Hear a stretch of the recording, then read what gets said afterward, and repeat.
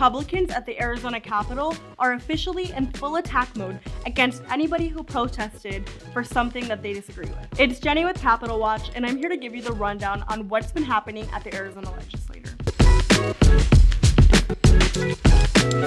This week, the Arizona Capitol got a wave of attacks against marginalized communities. First off, there is a package of bills that serve as retaliation against the Black Lives Matter movement and aims to target the First Amendment rights of Black and Brown communities. There's a ton of them, so make sure to follow us on our socials for more details and follow our partners at Mass Liberation Arizona and the ACLU of Arizona for more details.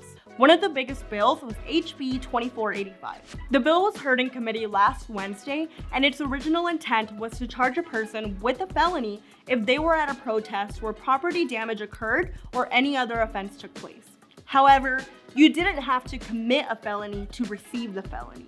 You literally just had to be there. This is extremely messed up on so many levels, but luckily, people in our community stood up against this bill, and the bill was eventually struck down. It now changed into some sort of study on flying cars. Republicans know these bills are unconstitutional and violate our rights. They are fully aware. They just want to see how much they can get away with. The next bill is SB 1125. This bill is very similar. However, it would charge you with a felony if somebody perceived to be law enforcement felt intimidated. That means they don't have to be law enforcement for you to receive a felony. This can literally mean that a random person with a Blue Lives Matter flag can pretend to be scared, and people at the protest will be hit with felonies. Now, this next bill is another huge target on our list and is being heard in committee on Monday, February 15th. On top of the felony, the person arrested would have to face a minimum of 6 months in jail with no parole, a 12-hour mandatory hold with no due process, and on top of all that, you wouldn't be able to qualify for state or local benefit. It comes to no surprise that the sponsor of this bill, Representative Brett Roberts, is strongly backed by police union lobbyists and PACs. There's a ton of more horrible anti-First Amendment bills that are being targeted against those protesting against police brutality. So make sure to follow our partners at Mass Liberation Arizona and the ACLU of Arizona to stay up to date as to the fight that's going on right now.